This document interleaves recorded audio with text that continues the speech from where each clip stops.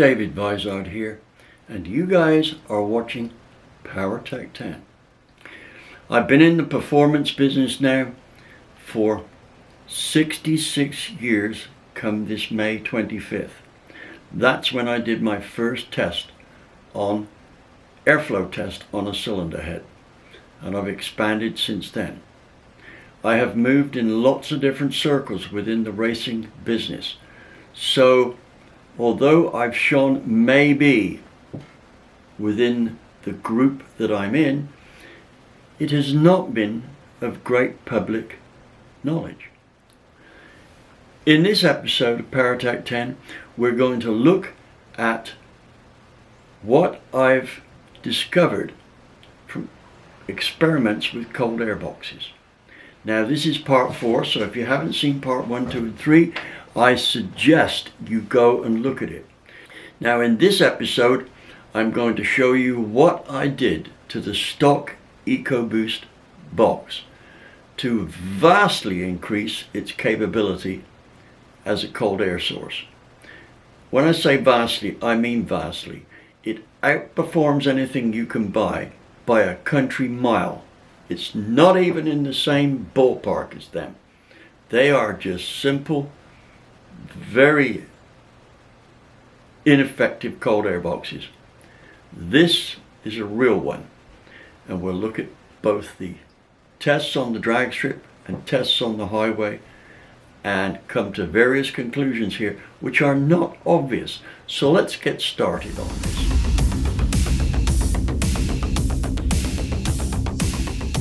Let's go back to the chart that we did in part 3 of this series.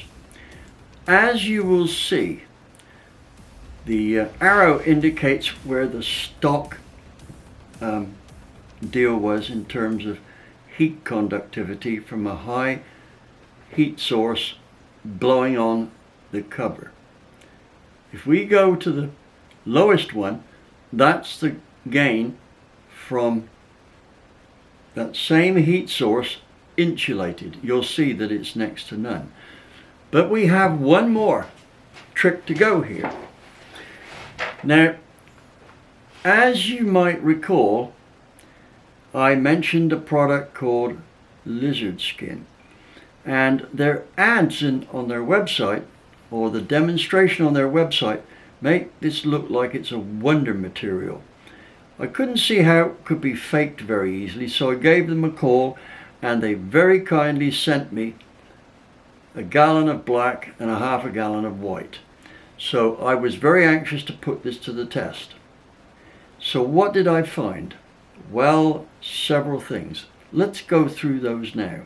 Rather than draw lots more lines on this chart here, what I've decided to do is reference ones that are already there that are closest to what I've seen. I've got my handy Goodson notepad here with what I've taken. Now, I don't want to sink you with hundreds of thermal insulation comparisons, so I'm going to simplify it all. Let's look at what I achieved with the lizard skin. Now, you might be hearing the rain in the background. Nothing I can do about that. I'm out in my extension here. I don't do spraying in the shop because I've got the Mustang in there. Now, this is what you will get from lizard skin. Here's the black paint, lizard skin paint. I got a couple of stirrers here. I got those from Home Depot. Right angle sprayer, paint mixer, and a special spray gun. First off, the black dotted line on the chart, as arrowed, is the sheet of aluminum, and that would be about a 1/16 thick. And you will see in 120 seconds that the temperature rose to 118 degrees. Here's the line that was generated when I put 3 thick coats of the lizard skin on our aluminum sheet. As you could see, it dropped the temperature by quite a big margin, which is a good move towards achieving our goals. Let's look at the other stuff here. I tried it on some material other than aluminum, and I think it doesn't seem to like aluminum because it worked better on soft balsa. And when I combined the lizard skin with the balsa and foam on the cover, and I'll show you the cover, it virtually mimicked the blue line at the bottom. Now, we started off with an air filter cover that was represented by the blue dotted line arrowed. We have made considerable progress by dropping the temperature by 63 degrees.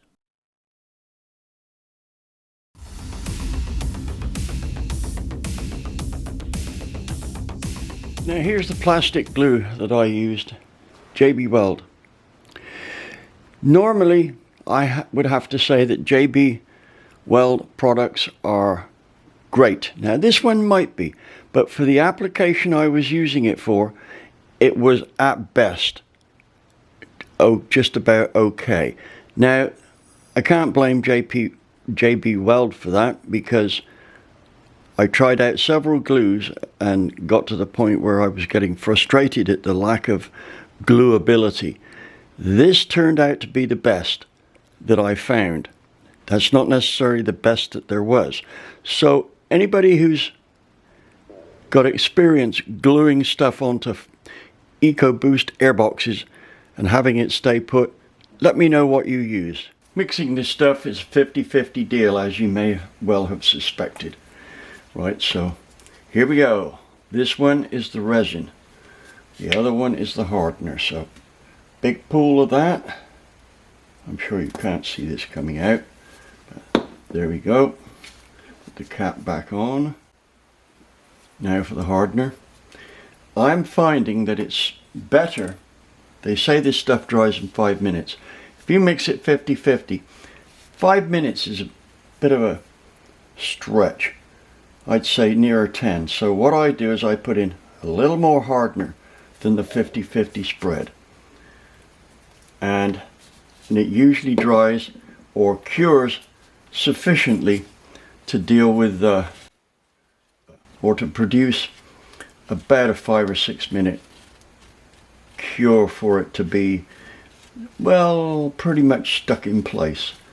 Anyway, the first key to success is mixing it thoroughly. So here we go. You'll notice since I put the hardener down first, or sorry, the resin down first, it's all on the outside. So I'm bringing it in to make sure I've got a good mix.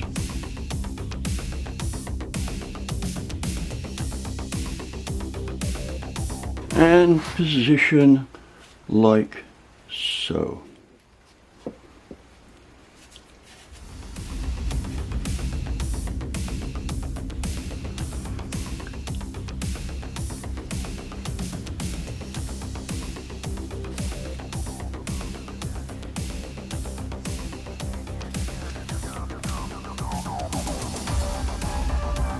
Well, here we are with the, for want of a better word, the spacers all glued to the airbox.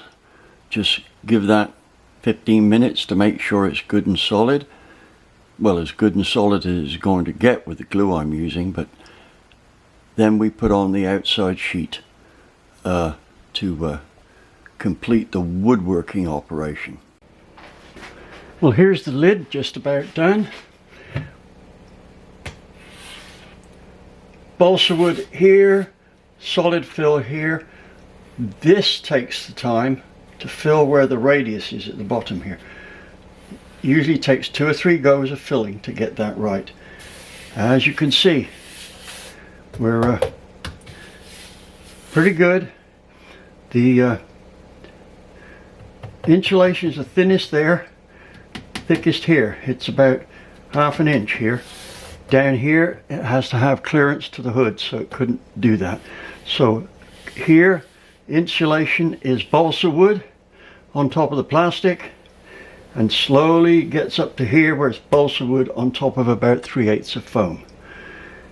Right, it's pretty much ready for putting on the the lizard skin paint. Unless you want to spend forever stirring this stuff, you need a stirrer like this. This, when I say forever, the stick's not going to do it. It's going to be 10 or 15 minutes minimum.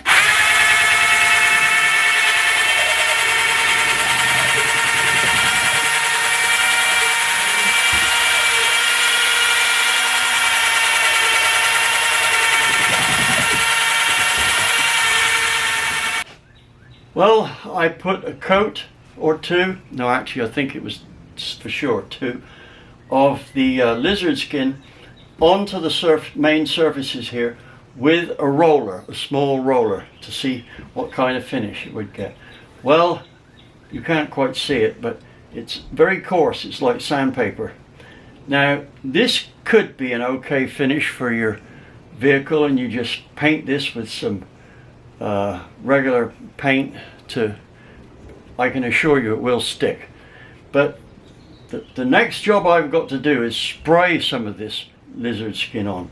So that means I've got to wash everything off where it's got to go, like down here it's got dust in. And so the next thing to do is to clean it all off with a cleaner and hose it all down and let it dry out. So here we go on that. Tape up all the surfaces that do not require paint on, or you want to keep paint off. Notice I've taped up the hole here as well. We don't want to get paint on the temperature sensor inside here, so I've protected that. No need to cut these exactly to the edge. The paint's going on the other side, so it'll hold out. Where you do need to do it is on corners here, like that. There we go.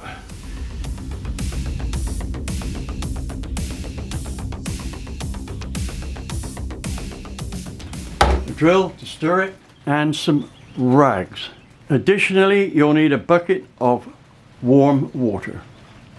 Before you start spraying the actual case, it is a very good idea to set the spray gun up, which is what I'm doing now. Right, start off with a very fine spray. Actually, that looks like I've hit the nail right on the button there. Right, so didn't stick to the tape on there, but you can see the pattern there. Now that is only just open. You do not want to dwell on the part. It is better to put coats on than try and put thick on. Just make sure it's covered and then let it dry. Do it that way and it dries pretty quick.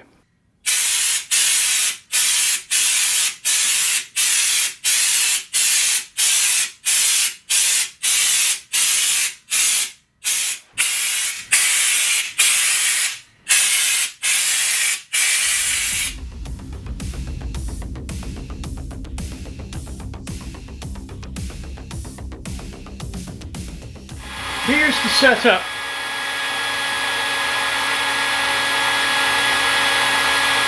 That I used for testing the vid.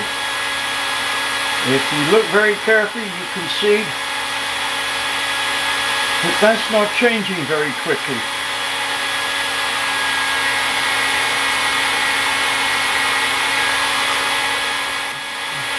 After 30 seconds, it's only gone up like 2 degrees.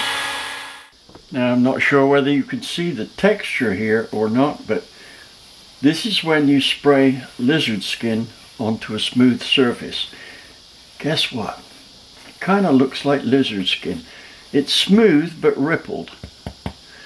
That in itself should make a good finish for an airbox. It's not exotic, but it does look tidy. Now, it was my intent to put this VHT Wrinkle Plus finish.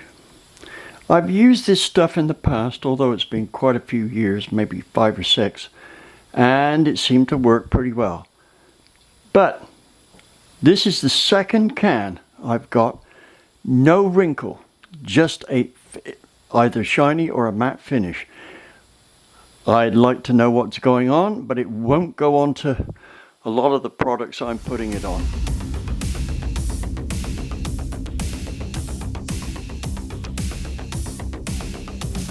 Here's our cold air box all installed, and I must admit, with all the extra, how shall I say, insulation padding it out, it was a close call. It touched in 3 places, but just touched. The first part of it to install is the tube directly under here, then the part with this on, and then the airbox. And let me tell you, it was a fiddle, and finally a push fit into place.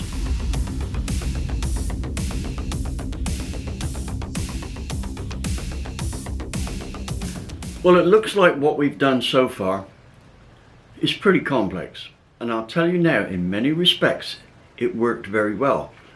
But earlier on I said this is a prototype. I've learned a lot from this, and this is certainly not the end of the road. Now, let me give you a few points here. If you're trying to insulate something, it is best to have the high insulation toward the cold side of the situation, i.e. the hot side. If you've got limited insulation, the hot side is not necessarily insulated. The most effective insulation will be on the cold side. So technically our airbox would be better if we had insulated the inside. So why didn't I do it? Well, I'm new to this lizard skin stuff. I had no idea how well it would stick to the surface of the plastic inside. So that's an experiment I've still yet to do. So what we're going to try and prove here is that insulating the airbox and getting the temperature down is worth it. However, the way I've done it, it's not very good for drag racing. But if we insulate it on the inside, it will be much better because it won't store heat as well. So I'm going to make that my next step here, is to use the lizard skin, just the lizard skin, because it's just too easy to apply. Well, no, I say just the lizard skin. Just the lizard skin on the outside, and some wood foam on the inside at strategic spots, then the lizard skin. But I will need to start with a new case and shot blast the inside of it very severely. I'm going to talk to the guys at Lizard Skin and ask them what the adhesion is to this, although I think I might have some parts that I can just spray and test. But anyway, let's go and look at our test results now on the track.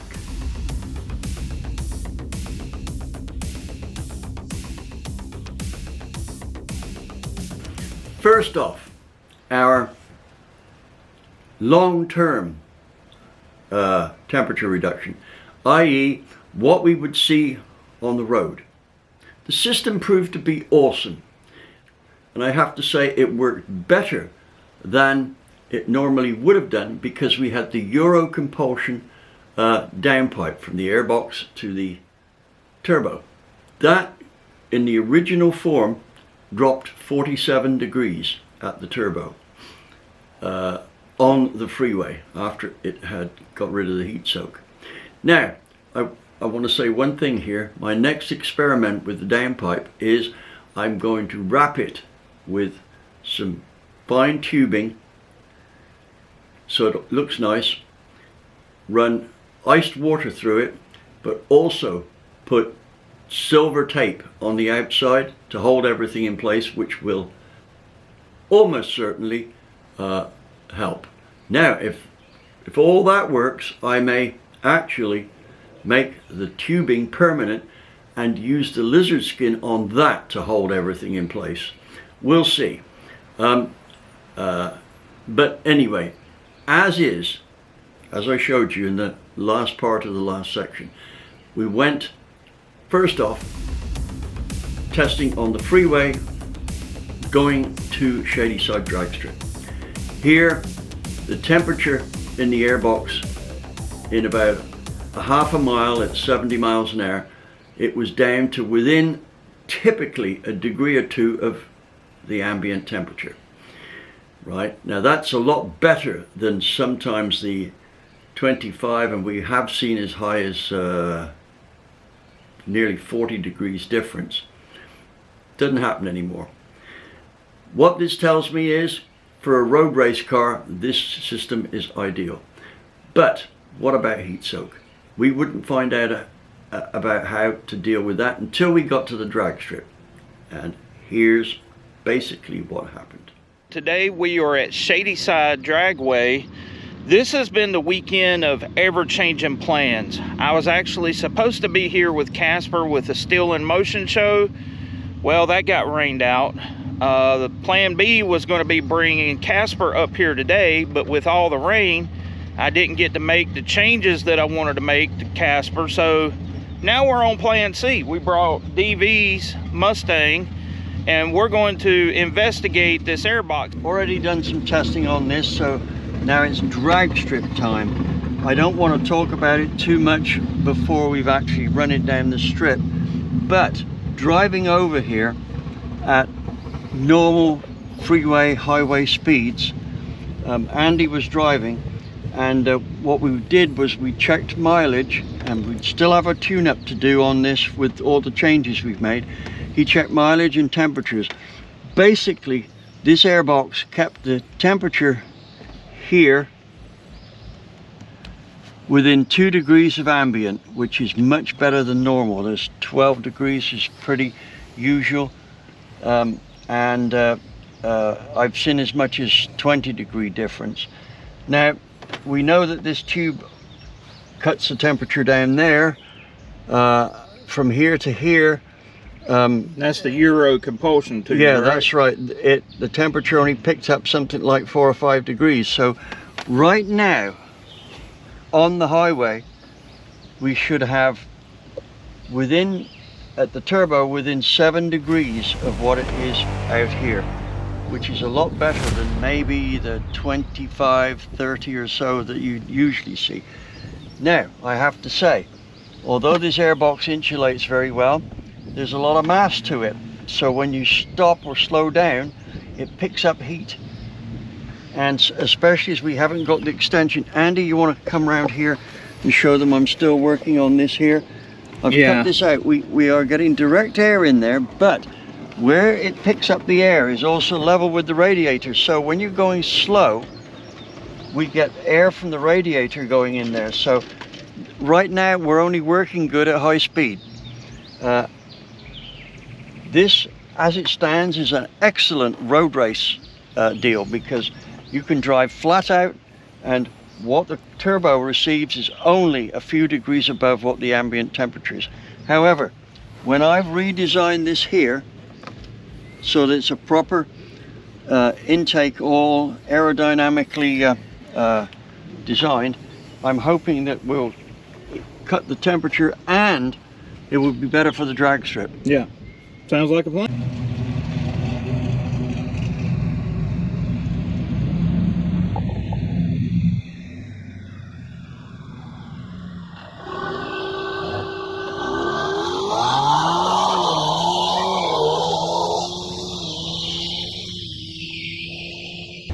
We just made the first run into David's Mustang, and I left like I did the last time we were up here when we couldn't find traction, and it ran at 854. It's definitely making power.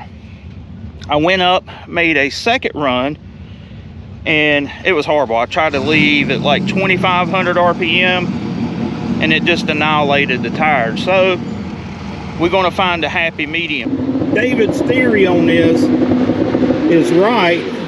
For drag racing, I don't know if we're going to see much gain with this setup unless we let the engine cool down dramatically, because what's happening is it heat soaks and it doesn't cool the ambient temperature down going into the engine until after you made a pass. And then by the time you get to the pits, it starts to warm back up, and it's like a hamster wheel. David just sitting here all patiently. Yep. Well, back to the drawing board. Sometimes it's like that, ain't it, David? Yep. The main thing is getting those tires to hook out there. Yeah. It's not the track's fault. We just got to figure out how to do it. All right, so they're having a gambler's race up here, and I have put the hired gun in the seat. Micah, there's a reason why I quit driving the Mustang, because Micah was the better driver of us. And he was 100 pounds lighter. That's true.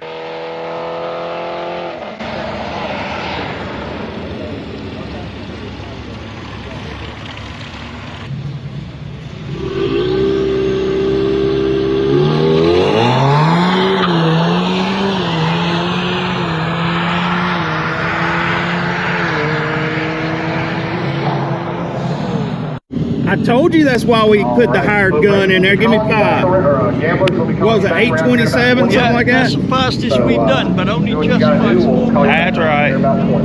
But I think that was small driver. He got the best out of it. Oh yeah, he did. And that was his very first time driving that car. I want to see what the 60-foot time is. It was good. It looked good off the line. Yes, it did. And that's why we put the hired gun in the car. That's the best that car has ever ran right there. 827. Look at there. Woo! Since that's Micah's first run in the car, figuring out what to dial it in is going to be kind of impossible. So put an 828 on it, putting one number in his back pocket, hoping that it'll do what it wants to do, and then he can hit the brakes at the end if he has to. So I don't know. It's going to be fun.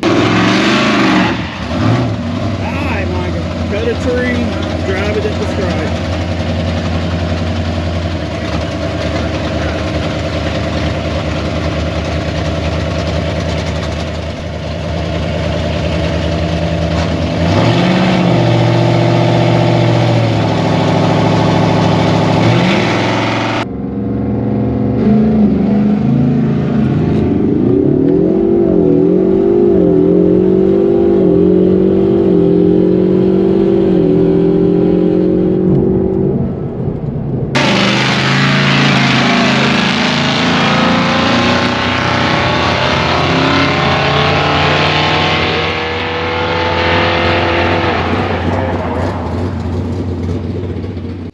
First round win for the Ecoboost. Yes, sir. Woohoo! Hired gun. Secret weapon. So when we let it cool down, that's when it made the best pass, but it's been heat soaked ever since, and it slowed down, what, 32? 32. What it run that time before? Another 30 something? 34. So It's evened out. it's evened out. Heat soaked, consistent, mid 30s. We're learning something today.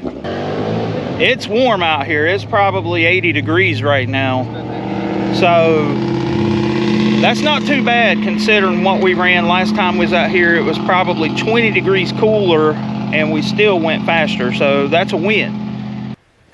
Well, you can see that in spite of the fact that the temperature, air temperature was much higher, we did go faster. Our fastest time before was, I believe, at 8.31, but that was in more ideal conditions. So now we've gone 8.27, and I'm not going to bother to correct it, right? I guess it might have been an 8.25, maybe an 8.24 corrected, but that's about it. But we'll stick with the 8.27. Now, what am I going to do for the next step here? Simple. I'm going to see if I can get hold of another air filter case, more money to spend out, and then experiment with the insulation on the inside. I think at first I'm going to do just a totally lizard skin deal, right? But we'll have to see how the results come out here. Anyway, that's about it for this edition. So thank you for watching. Please don't forget to like and subscribe and get notified. And don't forget, there's always a super thanks you can do. That would be appreciated greatly. These tests don't come for free. Anyway, thank you for watching. I will see you on the next video.